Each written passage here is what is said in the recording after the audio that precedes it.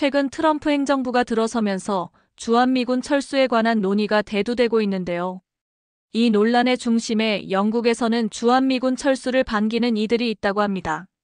무슨 내용인지 알아보겠습니다. 안녕하세요. 저는 에단 모리슨입니다.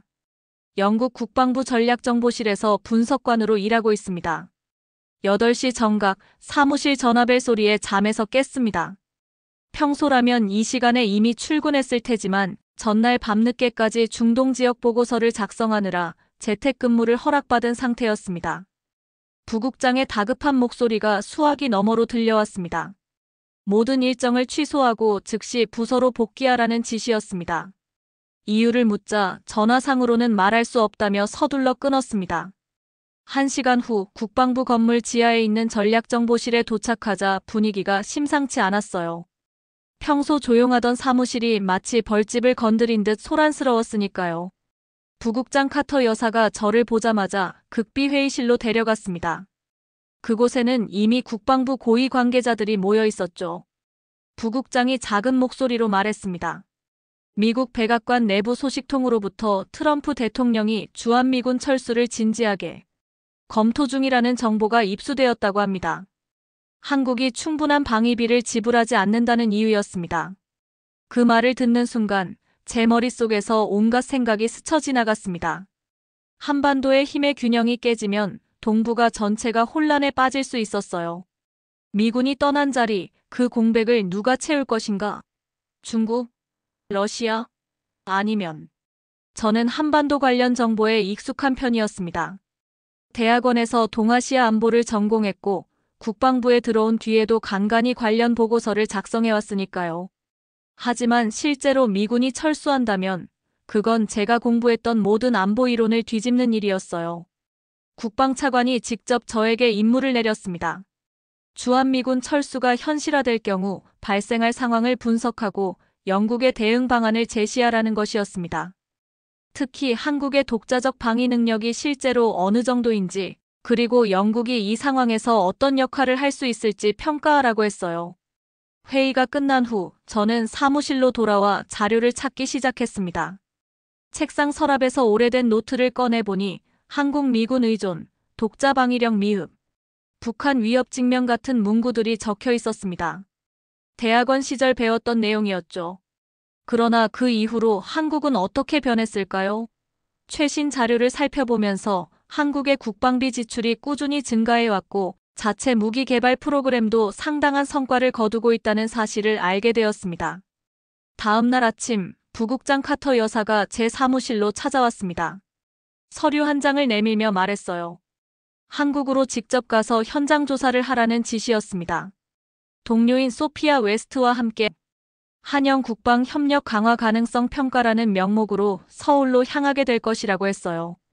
비록 표면적인 이유는 그렇지만 실제 목적은 미군 철수 시 한국의 독자적 방위 능력을 평가하고 영국군 주둔 가능성을 타진하는 것이라고 덧붙였습니다. 출발 전날 밤 저는 오래된 동아시아 지도를 펼쳐보았습니다. 한반도, 그 작은 반도가 강대국들 사이에서 어떻게 생존해왔는지 생각하며 잠시 감상에 빠졌어요. 내일부터 시작될 임무가 단순한 평가 보고서 이상의 의미를 가질 것이라는 예감이 들었습니다. 이것은 어쩌면 영국과 한국 사이에 새로운 역사적 관계의 시작이 될지도 모르니까요. 인천공항에 도착한 건 한국 시간으로 8시였습니다. 창밖으로 보이는 도시의 불빛이 마치 별자리처럼 반짝였어요.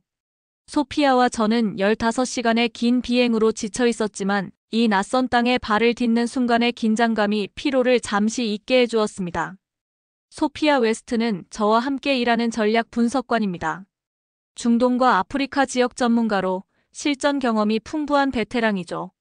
그녀는 한국에 대해서는 잘 모르지만 위기 지역 평가에 있어서는 타의 추종을 불허하는 안목을 가지고 있었습니다.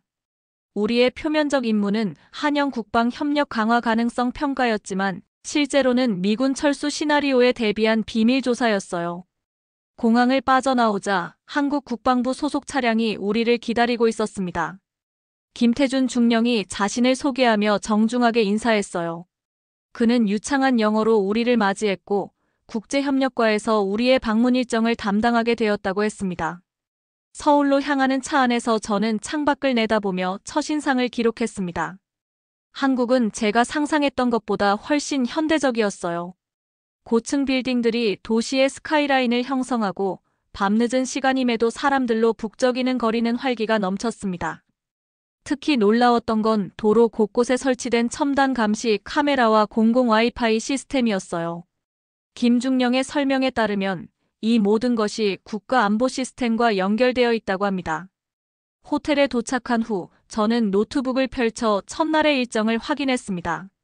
내일부터 사흘간 한국군 주요 시설을 방문하고 이후 국방연구소와의 회의가 예정되어 있었습니다. 소피아는 침대에 누워 장시간 비행으로 인한 피로를 호소했지만 제가 가져온 한국 관련 브리핑 자료를 보여달라고 했어요. 브리핑 자료 첫 페이지를 펼치자 소피아가 의아한 표정을 지었습니다. 자료에는 한국 국방 미군 의존도 심각, 독자적 방위 능력 부족, 북한 위협의 취약과 같은 문구들이 적혀 있었어요. 소피아는 이런 평가가 언제 작성된 것인지 물었습니다. 확인해보니 거의 10년 전 자료였죠. 다음 날 아침 8시 정각에 김중령이 호텔 로비에서 우리를 맞이했습니다. 그날의 첫 방문지는 한국군 합동참모본부였어요. 차를 타고 이동하는 동안 김중령은 최근 한국의 국방개혁에 대해 설명했습니다. 특히 강조한 것은 자주국방 정책이었어요. 미국에 의존하지 않고 독자적인 방위 체계를 구축하겠다는 의지가 담긴 정책이었습니다. 합동참모본부 건물에 들어서자 저는 그곳의 분위기에 놀랐습니다. 첨단 기술로 무장한 작전 통제실, 실시간으로 한반도 전역을 모니터링하는 감시 시스템, 그리고 무엇보다 직원들의 전문적인 태도가 인상적이었어요. 소피아와 눈을 마주치며 우리가 가지고 온 자료와 현실 사이의 괴리를 느꼈습니다. 브리핑을 담당한 박 대령은 한국군의 현대화 계획에 대해 상세히 설명했습니다. 특히 눈에 띄었던 것은 북한의 핵과 미사일 위협에 대응하기 위한 한국형 미사일 방어 체계였어요. 미국의 사드 시스템과는 별개로 한국이 독자 개발 중인 이 체계는 중단거리 미사일을 효과적으로 요격할 수 있다고 했습니다. 점심 식사 중에 소피아가 조심스럽게 질문했습니다.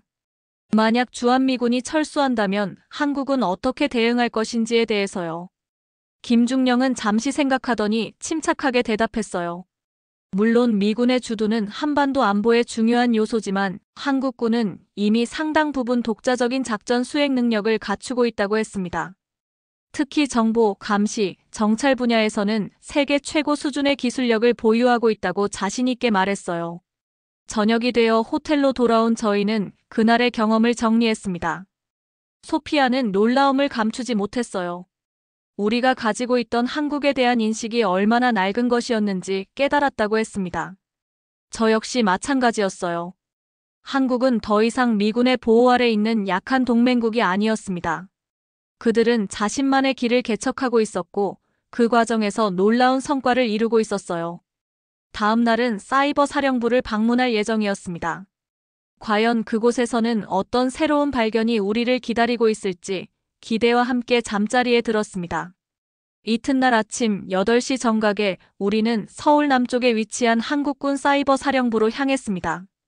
아침 교통체증에도 불구하고 김중령은 시간을 정확히 맞추는 철저함을 보여주었어요.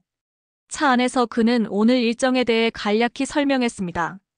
사이버 사령부 방문 후에는 국방과학연구소, 그리고 저녁에는 합동군사대학교 교수진과의 만찬이 예정되어 있다고 했어요. 사이버 사령부 건물은 외관상으로는 평범한 정부 청사처럼 보였습니다. 그러나 내부로 들어서자 이곳이 얼마나 첨단 시설인지 바로 알 수 있었어요. 3중 보안 절차를 거친 후 우리는 메인 작전실로 안내되었습니다. 그곳에서 저를 맞이한 광경은 충격적이었습니다. 벽면 전체를 차지하는 대형 스크린에는 실시간으로 전 세계 사이버 공격 현황이 표시되고 있었어요.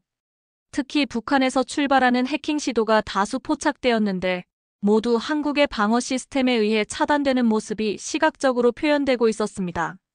소피아가 작은 목소리로 감탄했어요. 국가 단위의 사이버 방어 체계가 이토록 통합적으로 운영되는 모습은 영국에서도 보기 힘들다고 했습니다. 사이버 사령부 김 대령의 설명은 더욱 놀라웠습니다. 한국은 세계에서 가장 많은 사이버 공격을 받는 국가 중 하나로 매일 수천 건의 해킹 시도가 발생한다고 했어요. 그중 상당수가 북한에서 비롯된 것이었는데 이는 물리적 전쟁이 아닌 디지털 전장에서 이미 두 국가가 치열한 전쟁을 벌이고 있음을 의미했습니다. 가장 인상적이었던 것은 디지털 국경 감시 시스템이었습니다. 물리적 국경뿐만 아니라 디지털 영역에서의 침투까지 실시간으로 감지하고 대응하는 체계였어요. 김 대령은 자신감 있게 말했습니다. 디지털 전장에서 한국은 이미 강대국입니다. 우리의 기술과 인력은 세계 최고 수준이죠. 점심 식사 후 우리는 국방과학연구소로 이동했습니다. 이곳에서는 한국이 자체 개발 중인 첨단 무기 시스템을 둘러볼 기회가 있었어요. 연구소 입구에서부터 엄격한 보안 절차가 이어졌고 몇몇 구역은 외국인인 우리에게도 출입이 제한되었습니다. 그 자체로 이곳의 연구가 얼마나 중요하고 민감한지를 말해주는 듯했어요. 박사로 보이는 안내자가 우리에게 한국의 방위산업 현황에 대해 브리핑했습니다. 한국은 이미 세계 방위산업 시장에서 상위권에 속해 있으며 특히 함정, 자주포, 전차 분야에서는 세계적 경쟁력을 갖추고 있다고 했어요. 최근에는 자체 개발한 전투기 프로젝트 보라매 KF-21이 성공적으로 진행 중이며 이는 한국이 항공 방위 산업에서도 자립하겠다는 의지를 보여주는 사례라고 설명했습니다. 연구소 내 한 시설에서 저는 멈춰서서 전시된 무인 드론 시스템을 유심히 살펴봤습니다. 안내자의 설명에 따르면 이 드론들은 인공지능을 탑재해 북한의 갑작스러운 침투에 즉각 대응할 수 있다고 했어요. 소피아는 메모를 하며 질문했습니다. 이 기술이 실전에서 검증된 적이 있느냐고요.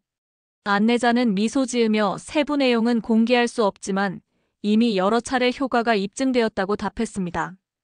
오후 늦게 우리는 합동군사대학교에 도착했습니다.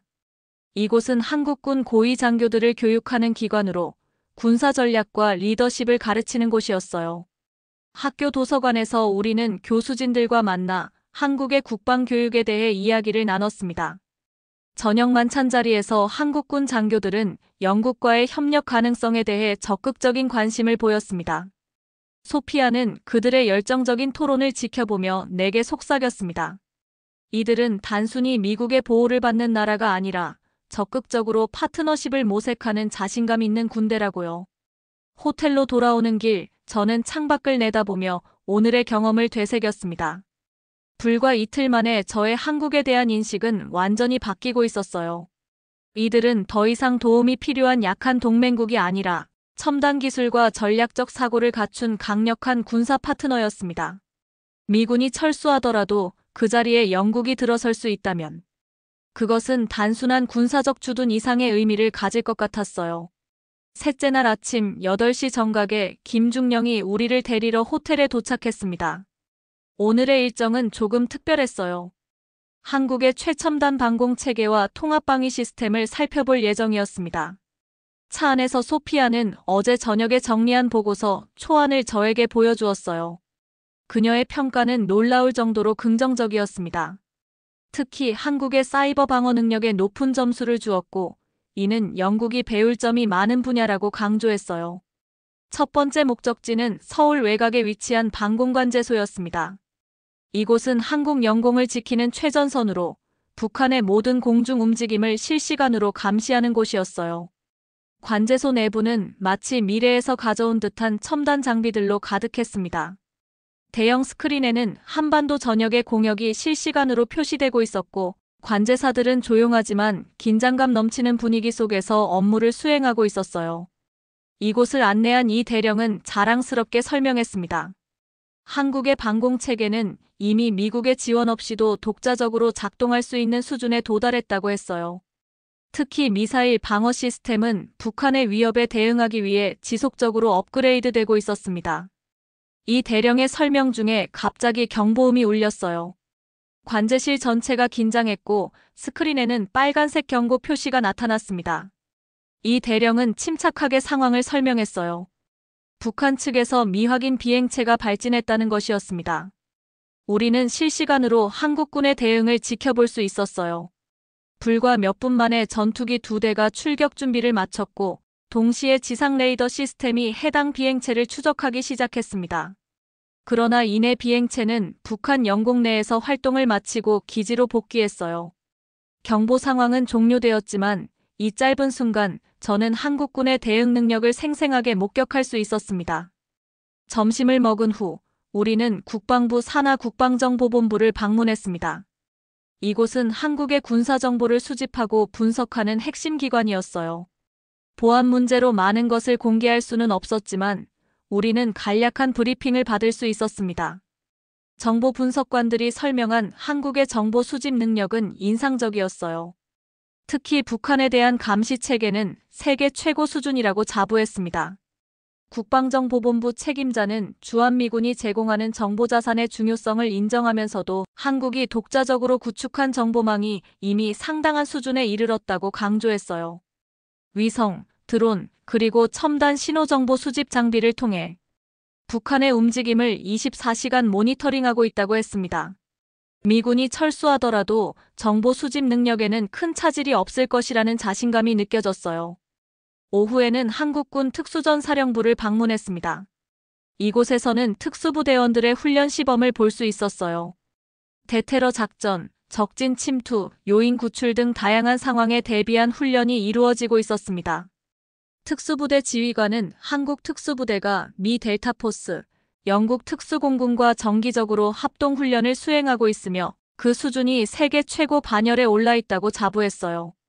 하루 일정을 마치고 호텔로 돌아오는 길에 김중령이 우리를 한강변 레스토랑으로 안내했습니다. 그는 비공식적인 자리에서 더 솔직한 이야기를 나누고 싶다고 했어요. 저녁 식사 중에 저는 직접적인 질문을 던졌습니다. 만약 실제로 주한미군이 철수한다면 한국은 정말로 독자적인 방위가 가능한지에 대해서요. 김중령은 잠시 생각하더니 진지한 표정으로 대답했습니다.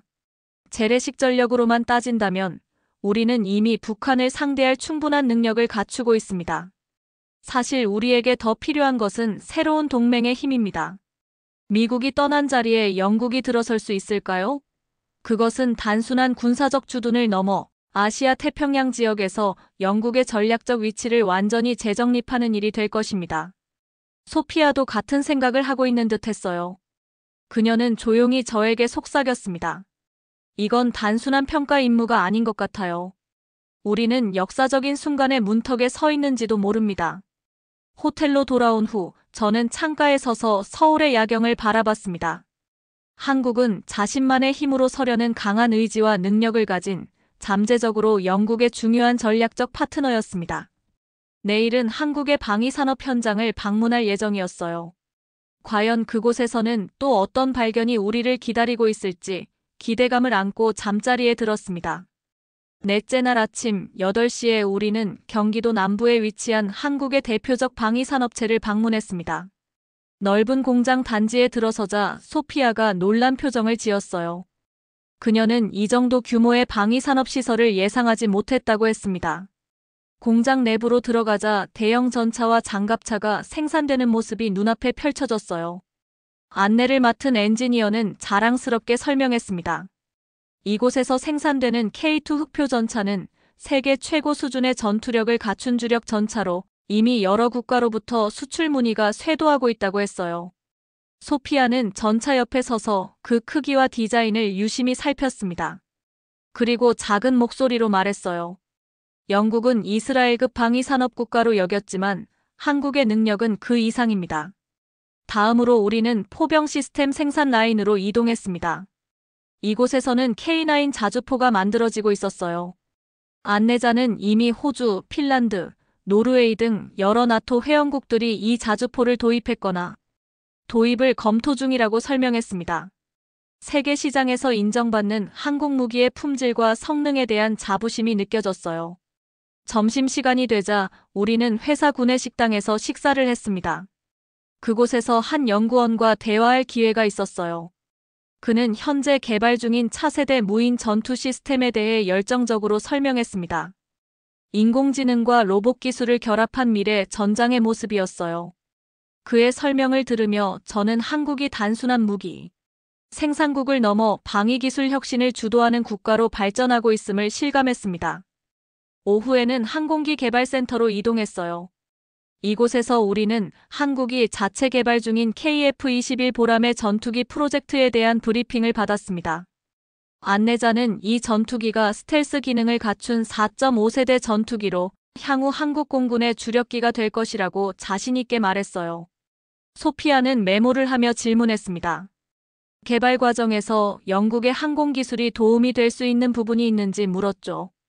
안내자는 즉시 관심을 보이며 엔진과 레이더 시스템 분야에서 협력 가능성이 있다고 답했습니다. 견학을 마치고 나오는 길에 김중령이 조용히 말했어요. 방위산업은 한국이 가장 자신 있는 분야 중 하나이며 영국과의 기술 협력에 큰 관심이 있다고 했습니다. 특히 해군 함정과 항공기 분야에서 양국의 기술이 결합한다면 시너지가 클 것이라고 덧붙였어요. 호텔로 돌아오는 차 안에서 소피아는 오늘의 방문이 가장 인상적이었다고 말했습니다. 그녀는 즉시 런던에 보고서를 보내기 시작했어요. 한국의 방위산업 능력과 기술 수준이 영국의 예상을 훨씬 뛰어넘는다는 내용이었습니다. 저는 창밖으로 흐르는 서울의 풍경을 바라보며 생각에 잠겼어요. 단 나흘 만에 우리의 임무는 단순한 평가를 넘어 새로운 전략적 파트너십의 가능성을 모색하는 단계로 발전하고 있었습니다. 다섯째 날 아침 8시에 우리는 서울 시내에 위치한 국가안보전략연구소를 방문했습니다. 이곳은 한국의 안보정책과 전략을 연구하는 국책연구기관이었어요. 연구소 건물은 외관상 평범한 사무실처럼 보였지만 내부는 첨단 회의 시설과 보안 시스템을 갖추고 있었어요. 우리는 지하에 위치한 특별회의실로 안내받았습니다. 그곳에서 3명의 연구원이 우리를 기다리고 있었어요. 그들의 모습에서 묵직한 전문성이 느껴졌습니다. 회의는 비공개로 진행되었습니다. 연구소장은 먼저 동북아시아의 지정학적 상황에 대한 개괄적인 설명을 시작했어요. 특히 중국의 부상과 그것이 한반도에 미치는 영향에 초점을 맞췄습니다. 그의 분석은 냉철하고 객관적이었어요. 중국은 경제적으로나 군사적으로 계속 성장하고 있습니다. 그들의 목표는 분명합니다. 아시아, 태평양 지역에서 미국의 영향력을 대체하고 지역 패권을 장악하는 것이죠. 그는 화면에 표시된 중국의 군사력 확장 그래프를 가리키며 말했습니다. 특히 남중국해에서 보여준 중국의 공세적 행보는 이 지역 모든 국가에게 경각심을 불러일으키고 있습니다. 두 번째 연구원은 한중 관계에 대해 설명했습니다. 그녀의 말에 따르면 한국과 중국은 복잡한 관계를 유지하고 있었어요. 경제적으로는 중국이 한국의 최대 교역국이지만 안보적으로는 중국의 군사적 부상이 한국의 위협이 될 수 있다는 점을 강조했습니다. 우리는 중국과 균형 잡힌 관계를 유지하려 노력하고 있습니다. 하지만 그들이 북한을 지원하고 때로는 한국의 안보 이익에 반하는 행동을 취하는 것은 분명한 도전입니다. 그녀는 잠시 말을 멈추고 소피아와 저를 번갈아 바라보았습니다. 만약 주한미군이 철수한다면 우리는 중국의 압력에 더 취약해질 수 있습니다. 세 번째 연구원은 북한에 대한 분석을 제시했습니다. 그는 북한의 최근 군사 동향과 핵 개발 상황에 대해 상세히 설명했어요. 특히 인상적이었던 점은 한국이 북한에 대해 수집한 정보의 깊이와 정확성이었습니다. 그들은 북한 내부 상황까지 상당 부분 파악하고 있는 듯했어요. 점심시간, 우리는 연구소 구내 식당에서 식사를 했습니다. 그곳에서 연구소장과 더 심층적인 대화를 나눌 기회가 있었어요. 저는 직접적으로 물었습니다. 미군이 철수하면 한국은 본격적으로 중국의 영향권 안으로 들어가게 되는 것 아니냐고요. 연구소장은 의미심장한 미소를 지었습니다. 많은 서방 분석가들이 그렇게 생각하지만 현실은 다릅니다. 미국이 떠나도 한국은 무너지지 않을 겁니다. 우리는 5,000년 역사 동안 강대국 사이에서 생존해온 노하우가 있어요. 그는 차분하게 설명을 이어갔습니다. 중국을 견제하기 위해 우리는 다양한 전략을 구사하고 있습니다. 그중 하나가 영국, 호주, 인도 같은 중견 강국들과의 안보 협력 강화입니다. 오후 세션에서는 한국의 다자, 안보 전략에 대한 논의가 이어졌어요. 연구원들은 한국이 미국 중심의 안보 체제에만 의존하지 않고 다양한 국가들과의 안보 네트워크를 구축하고 있다고 설명했습니다. 영국과의 안보 협력 강화도 그 일환이라고 했어요. 호텔로 돌아오는 길 소피아가 말했습니다. 오늘의 브리핑은 정말 인상적이었어요. 한국은 우리가 생각했던 것보다 더 명확한 전략적 비전을 가지고 있네요. 저도 동의했습니다. 미군의 철수가 한국을 중국의 영향권으로 밀어넣을 것이라는 서방의 일반적인 시각은 단순화된 것일 수 있었어요. 한국은 이미 그 상황에 대비한 전략을 수립하고 있었습니다. 여섯째 날 8시에 우리는 서울 시내에 위치한 주한 영국 대사관을 방문했습니다. 오늘은 한국에서의 마지막 공식 일정이었어요. 대사관 회의실에서 대사는 한국 주재 영국 외교관과 무관들을 소개해 주었습니다. 그 중에서도 눈에 띄었던 것은 젊은 직원들의 높은 비율이었어요. 대사는 미소를 지으며 설명했습니다. 최근 몇 년간 한국 근무를 지원하는 영국 외교관과 군 장교들이 크게 증가했다고 합니다. 특히 젊은 층에서 한국 파견을 선호하는 경향이 뚜렷하다고 했어요. 대사관 직원들과 점심을 함께하는 동안 젊은 외교관 한 명이 흥미로운 이야기를 들려주었어요. 최근 영국 내에서 한류의 영향력이 급증하고 있다고 합니다. K-팝, 한국 드라마, 영화 등이 젊은 세대 사이에서 큰 인기를 얻고 있으며 이는 한국에 대한 관심으로 이어지고 있다고 했습니다. 제가 한국에 부임한다고 했을 때 대학 시절 친구들이 모두 부러워했어요. 그들에게 한국은 이제 세련되고 현대적인 문화의 중심지로 인식되고 있거든요. 그녀의 말에 다른 젊은 직원들도 고개를 끄덕였습니다. 한 명은 덧붙였어요. 영국 청년들이 가장 배우고 싶어하는 외국어가 이제 프랑스어나 스페인어가 아닌 한국어라는 조사 결과도 있었어요. 오후 세션에서는 인사 담당관인 톰슨 씨가 우리에게 중요한 데이터를 공유했습니다. 영국 국방부 내에서 실시된 비공식 설문조사 결과 젊은 장교들이 가장 선호하는 해외 파견지 1위가 한국이었다는 놀라운 결과였어요. 특히 해군과 공군 장교들 사이에서 이러한 경향이 두드러졌다고 합니다. 톰슨 씨는 자신감 있게 말했습니다. 만약 영국군이 한국과 협력해서 한국으로 파견을 하게 된다면 지원자가 넘쳐날 것입니다. 이것은 단순한 트렌드가 아니라 영국 젊은이들의 변화된 세계관을 반영합니다. 그는 이어서 설명했어요. 한국의 기술 혁신, 문화적 자신감, 그리고 높은 생활 수준이 영국 젊은이들에게 매력적으로 다가온다고 했습니다. 주한미군 철수 가능성에 대비한 영국의 역할에 대해 런던에서 많은 논의가 있다고 들었습니다. 개인적인 의견을 말하자면 이것은 영국이 인도, 태평양 지역에서 의미 있는 세력으로 재부상할 수 있는 역사적 기회가 될 수 있습니다. 대사관 방문을 마치고 호텔로 돌아오는 길에 소피아가 흥미로운 관찰을 공유했어요.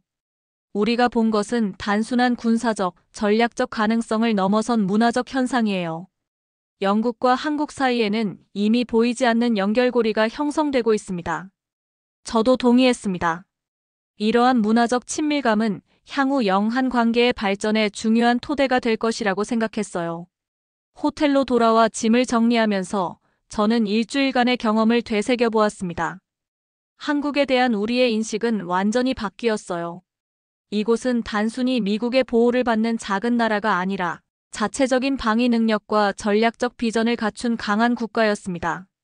그리고 영국에게는 아시아 태평양 지역에서의 영향력을 확대할 수 있는 이상적인 파트너가 될 수 있었어요. 내일 런던으로 돌아가면 국방부에 제출할 최종 보고서를 작성해야 했습니다. 그 보고서가 영국과 한국 사이의 새로운 관계를 정의하는 첫걸음이 될 것이라는 생각에 가슴이 벅차올랐어요. 영국으로 돌아와 첫 일정인 비공식 회의를 진행했습니다. 오늘은 한국의 독자적 방위 능력과 주한미군 철수 가능성에 대비한 영국의 대응 방안에 대한 보고를 듣겠습니다. 모리슨 분석관 시작해 주십시오. 저는 심호흡을 한 후 발표를 시작했습니다. 첫 번째 슬라이드는 한국의 독자적 방위 능력에 대한 평가였어요. 한국은 우리가 기존에 알고 있던 것보다 훨씬 강력한 방위 체계를 갖추고 있습니다. 특히 사이버 방어, 정보 수집, 정밀 타격 능력 등에서 세계 최고 수준에 도달했습니다. 다음으로 한국의 방위 산업 역량에 대해 설명했어요. 소피아가 준비한 자료를 바탕으로 한국이 자체 개발한 주요 무기 체계와 그 성능을 소개했습니다. 한국의 방위 산업은 이미 세계 시장에서 인정받고 있으며 특히 전차 자주포, 함정 분야에서 우수한 경쟁력을 갖추고 있습니다. 영국과의 기술 협력이 이루어진다면 양국 모두에게 큰 이점이 될 것입니다. 질문이 이어졌습니다. 실제로 미군이 철수한다면 북한의 위협에 한국이 독자적으로 대응할 수 있는 능력이 있다고 평가하시나요? 소피아가 이 질문에 답했습니다. 재래식 전력만 놓고 본다면 한국은 이미 북한보다 우위에 있습니다. 다만 핵 위협에 대응하기 위한 확장 억제력이 필요한 상황입니다. 이 부분에서 영국을 포함한 새로운 동맹 관계가 중요한 역할을 할 수 있을 것입니다. 저는 이어서 지정학적 측면에 대한 분석을 제시했어요. 주한미군 철수는 단순히 군사적 공백을 넘어 중국의 영향력 확대로 이어질 가능성이 있습니다. 영국의 전략적 이익에 대한 설명으로 발표가 마무리되었습니다. 주한미군 철수가 현실화된다면 이는 영국에게 인도 태평양 지역에서의 전략적 입지를 강화할 역사적 기회가 될 수 있습니다. 한국은 지리적으로 중국, 러시아, 일본 사이에 위치한 전략적 요충지이며 이곳에서의 영국군 주둔은 영내 영향력 확대에 결정적 역할을 할 것입니다. 발표가 끝나고 열띤 토론이 이어졌어요. 다양한 의견이 오갔지만 전반적인 분위기는 긍정적이었습니다. 회의가 끝난 후 국방차관이 저와 소피아를 따로 불러 감사의 뜻을 전했습니다. 그는 우리의 보고서가 드래곤 앤 라이언 프로젝트의 기초가 될 것이라고 말했어요. 이 프로젝트는 주한미군 철수 가능성에 대비해 단계적 한반도 전개 계획을 수립하는 것이었습니다. 사무실로 돌아와 창가에 서서 템스강을 바라보며 생각에 잠겼습니다. 한국과 영국, 이 두 나라가 새로운 안보 동맹을 형성한다면 어떤 모습일까요? 양국은 비슷한 점이 많았어요. 모두 강대국 사이에서 독자적인 길을 걸어온 나라들이었고 해양 국가로서의 전통과 자부심을 가지고 있었습니다. 소피아가 다가와 말했어요. 우리가 시작한 일이 정말 큰 변화를 가져올 수도 있겠네요. 저도 동의했습니다. 만약 트럼프 대통령이 실제로 주한미군 철수를 결정한다면 영국은 새로운 기회를 맞게 될 것입니다. 창밖으로 보이는 런던의 밤하늘은 흐렸지만 제 마음만큼은 그 어느 때보다 맑았습니다. 긴 사연 시청해주셔서 감사합니다.